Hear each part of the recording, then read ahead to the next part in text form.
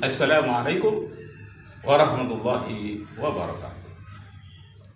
Naskurullah syukran katsira bi qiraatil hamdalah ala hidayatihi wa taufiqihi alladhi nahnu na'isu biha wa nusalli wa nusallimu ala Muhammadin ala juhdihi wa bazlihi litablighi syara'i'illah hidayatan lana. Amma ma ba'du, askurukum syukran jazila ala ma sa'idatikum bil huduri fi hadzal fasli. Sa'ufassiru alaikum khutbati wa wa'zi dini ala lughatil Indonesia khusus. Kama araftum al'an, sebagaimana Anda ketahui sekarang ini, ana abahas nahwa as-sadiq bal khata'. Sesuatu kelihatan benar tetapi salah. Nah, orang yang mengatakan bahwa berniat untuk berbuka puasa itu tidak boleh karena tak dicontohkan oleh Nabi. Kelihatannya yang melarang melafazkan niat itu seperti benar, tetapi dia salah. Nah, setelah dikoreksi, setelah diperhatikan, diperbandingkan dengan beberapa kitab, ternyata salah. Lebih baik melafazkan niat daripada di dalam hati saja. Nah, kenapa? Karena ini merupakan ibadah mahdoh, ibadah khusus. Maka niatnya perlu diperkuat, perlu dengan baik, dengan sopan, dengan tertib.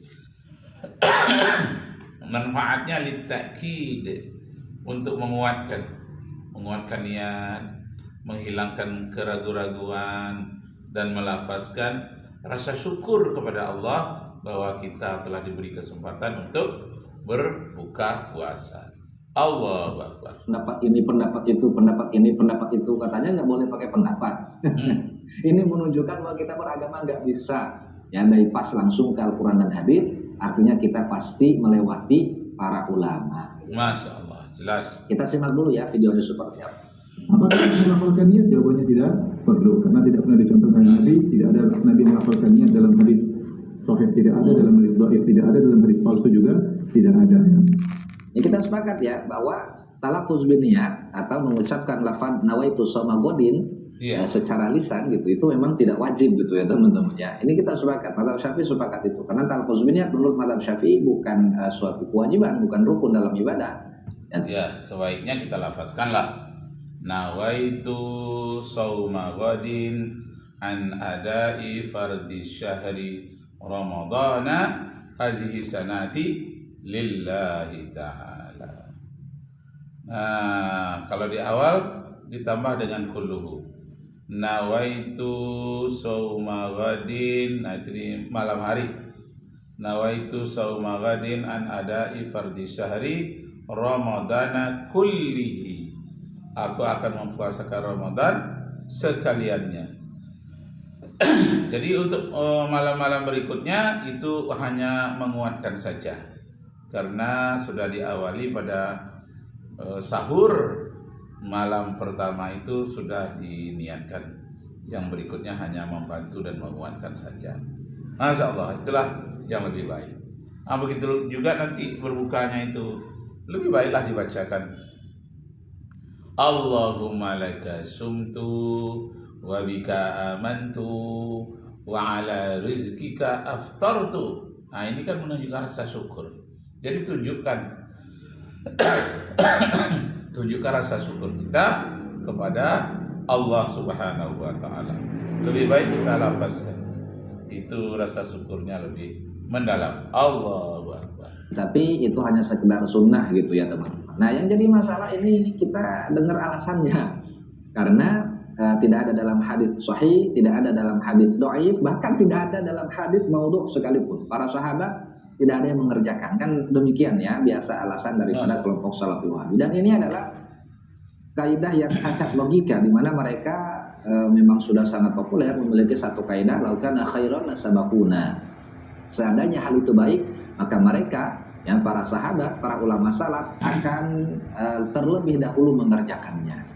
Dan mereka ketika berdalil memang sangat tekstual gitu teman-teman. Dimana misalnya ketika mereka minta dalil peringatan Maulid Nabi, maka yang akan mereka cari itu adalah ayat atau hadis yang mengatakan bahwa Rasulullah itu berkumpul dengan sahabat, undang penceramah, undang qori, siapkan makanan, bikin panggung gitu ya di malam 12 Rabiul Awal atau pada umumnya di bulan Rabiul Awal. Ya nggak ketemu kalau begitu Pak cara beristidlalnya Pak.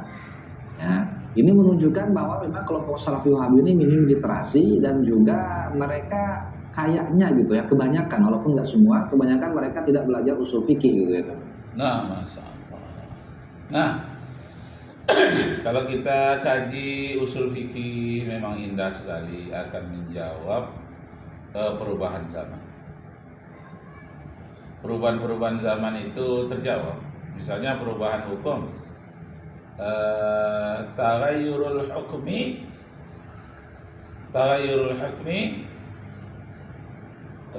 perubahan hukum bitaghayyuril azmani disebabkan oleh karena perubahan waktu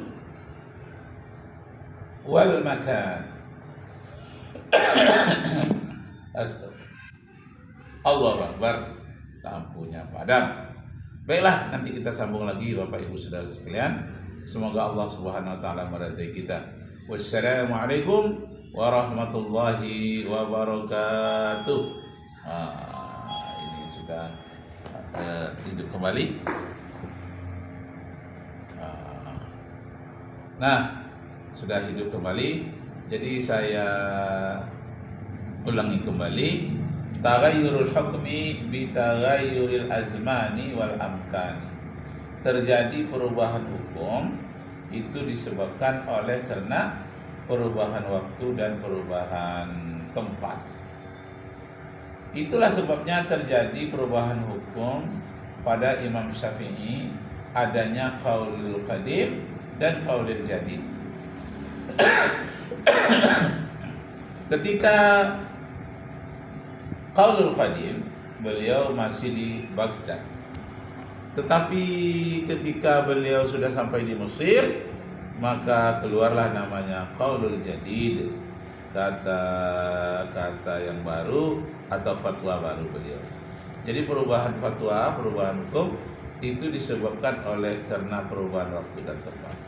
Nah, nanti kita sambung lagi Bapak Ibu saudara sekalian. Selamat memasuki bulan suci Ramadan 1446 Hijriah. Mohon maaf lahir dan batin saudara kaum muslimin di seluruh Indonesia, kalau terdengar juga ke seluruh dunia, terutama saudara-saudaraku di kota Pekanbaru, Riau, Indonesia, khususnya Kecamatan Tuah Madani, Jalan Cipta Karya, Pekanbaru, Riau, Indonesia. Sekian, terima kasih. Arju minkum afwan in wajadtum fiha khata'at. Aku harapkan maaf darimu seandainya ada kata-kataku yang janggal dan kata-kata yang salah. Wabillahi taufiq wal hidayah. Wassalamualaikum warahmatullahi wabarakatuh.